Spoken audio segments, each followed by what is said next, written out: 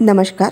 गहू पिठाच्या फराळामधून आज आपण दुसऱ्या नंबरचा फराळ बघत आहोत आणि ते आहे बिना पाकाचे गव्हाच्या पिठाचे लाडू. चला तर मग आपण आपल्या आजच्या रेसिपीला सुरुवात करूया. आणि ज्यांना पाकाचे लाडू जमत नाही त्यांनी हे लाडू तर आवर्जून बनवा.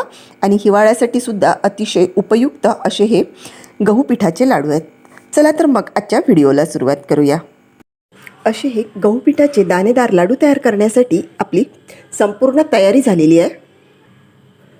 त्यासाठी इथे मी 1 कप भरून गव्हाचं पीठ घेतलं. त्यानंतर अर्धा कप भरून पोहे, अर्धा कप भरून खोबऱ्याचा किस, 4 ते 5 विलायची आणि छोटासा जायफळाचा तुकडा त्याची पूड करून घेतली, 5 ते 6 बदाम, 25 ते 30 किसमिस, 60 ते 8 काजूचे तुकडे, 2 चमचे बेसन, 1 कप भरून गूळ आणि 1 वाटी भरून आपण साजूक तूप घेतलं. चला तर मग आता आजच्या व्हिडिओला सुरुवात करूया. गॅसवरती कढई ठेवून आपण गॅस सुरू करून घेतला. इथे जाड बुडाची कढई वापरली आणि त्यामध्ये आता आपण सर्वात अगोदर खोबऱ्याचा किस घालून घेऊ आणि हलकासा गुलाबी रंग येईपर्यंत हा खोबऱ्याचा किस आपण मंद आचेवरती परतवून घेऊ.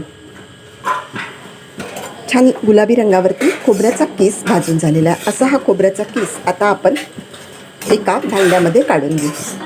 आणि बघा, मस्त गुलाबी रंगावरती आपला खोबऱ्याचा किस तळून झालेला आहे. आता परत त्याच कढईमध्ये पोहे खायच्या चमच्यानी 2 ते 3 चमचे भरून तूप घालून घेऊ आणि तूप मिडियम तापलं की आपण तळून घेऊ इथे पोहे. तर एकाच वेळी संपूर्ण पोहे न तळता थोडे थोडे पोहे तुपामध्ये जेवढे पोहे तळल्या जातील तेवढे पोहे आपण सुरुवातीला तळून घेऊ. आणि अशा पद्धतीने आपण इथे हे वाटी भरून पोहे तळून घेऊ. दुसरी बॅच तळण्यासाठी थोडेसे पोहे टाकून घेतले. तूप कमी वाटलं तर आणखी 2 चमचे तूप टाकून बाकीचे पोहेसुद्धा टाकून घेतले आणि इथे आपण अशा पद्धतीने सगळे पोहे तळून घेतले. आपले पोहे तळून झालेले आहेत. आता परत त्याच कढईमध्ये 1 चमचा तूप घालून काजू आणि बदामाचे तुकडे हलकेशा गुलाबी रंगावरती आपण परतवून घेऊ. काजू आणि बदामाचा कलर हलकासा चेंज झाला की आपण त्यामध्ये 2 ते 3 चमचे भरून टरबूजाच्या बिया घालून घेतल्या, ज्याला आपण वॉटरमेलन सीड्स असं म्हणतो. आणि हे सुद्धा 1 मिनटं तुपामध्ये परतवून घ्यायच्या. छान गुलाबी रंगावरती हे सगळे ड्रायफ्रूट्स परतले की ते सुद्धा आपण एका प्लेटमध्ये काढून घेऊ. आता राहिलेल्या तुपामधून अगदी 1 चमचा भरून तूप आपण इथे काढून ठेवलं आणि तूप थोडंसं इथे तापवून घेऊ.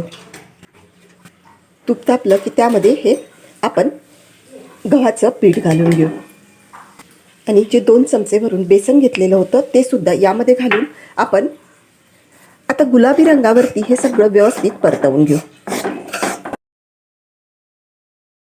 राहिलेलं तूपसुद्धा आपण यामध्ये घालून घेऊ आणि अगदी परफेक्ट असं प्रमाण आपलं हे तुपाचं इथे झालेलं आहे. म्हणजे एवढं जर सामान आपण घेतलं असेल तर 1 वाटी भरून तूप आपल्याला इथे आरामात लागेल. आणि आता हे सगळं मी मंद आचेवरती छान गुलाबी रंगावरती येईल इतपत परतवून घेते. आणि बघा, मस्त गुलाबी रंगावरती आपलं हे गव्हाचं पीठ भाजून झालेलं आहे. खमंग सुगंधसुद्धा सुटलेला आहे. आता गॅस बंद करून घेऊ आणि हे पीठ आपण असंच थंड करून घेऊ. आणि आपलं हे पीठ इथे बऱ्यापैकी आता थंड झालेलं आहे. म्हणजे कोमट पीठ आपल्याला वापरायचं आहे. 10 ते 15 मिनटं हे पीठ कोमट थंड होण्यासाठी लागत आहे. आणि आता असं हे कोमट पीठ आपण एक मिक्सरचं पॉट घेऊन त्या पॉटमध्ये घालून घेऊ.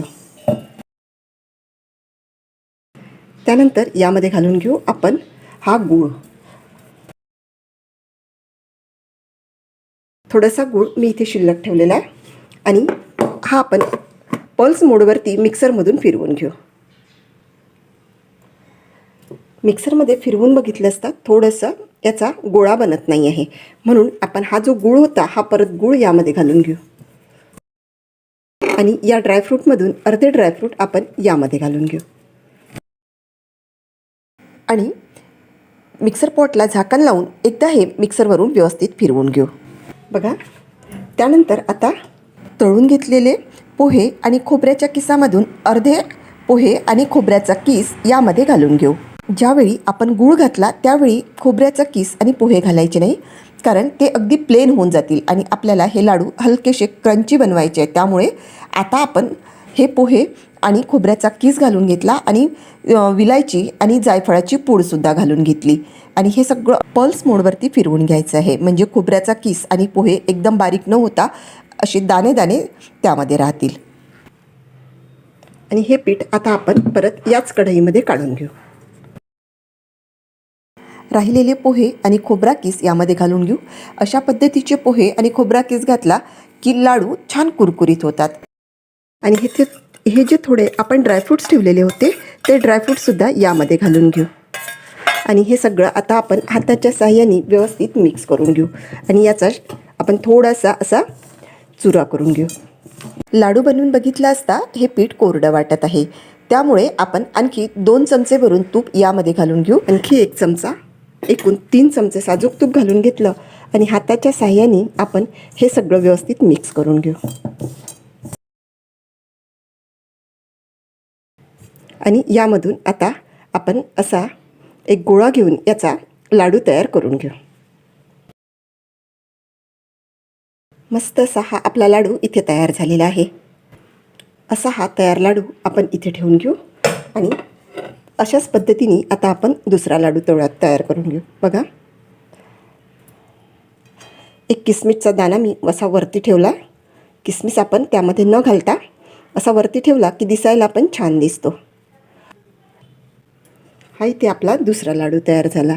आणि अशाच पद्धतीने आता आपण सगळे लाडू तयार करून घेऊ. लागलं तर आणखी 1 चमचा भरून तूप घालून घ्यायचं आणि हे लाडू थोडं कोमट असतानाच वळून घ्यायचे, म्हणजे पटकन वळतात. हे लाडू तयार करताना आपल्याला 1.25 ते 1.5 वाटी भरून तूप इथे लागलेलं आहे. आणि आता इथे आपले सगळे लाडू वळून तयार झालेले आहेत. आणि हा असा शेवटचा लाडू. हिवाळ्यामध्ये अतिशय पौष्टिक असे हे गहू पिठाचे लाडू तयार झालेले आहेत. आता यामधून आपण एक फोडून बघू. बघा, खूपच मस्त असा हा आपला गव्हाच्या पिठापासूनचा लाडू तयार झालेला आहे. पोहे आणि खोबरा किस मिक्सरमध्ये बारीक न करता आपण तसाच वापरल्यामुळे अगदी डिंकाच्या लाडूसारखा हा लाडू असा क्रंची लागतो. ही रेसिपी एकदा नक्की ट्राय करून बघा आणि तुम्हाला कशी वाटली ते मला कमेंट बॉक्समध्ये कळवा. आवडल्यास व्हिडिओला लाईक, शेअर आणि सबस्क्राईब करा.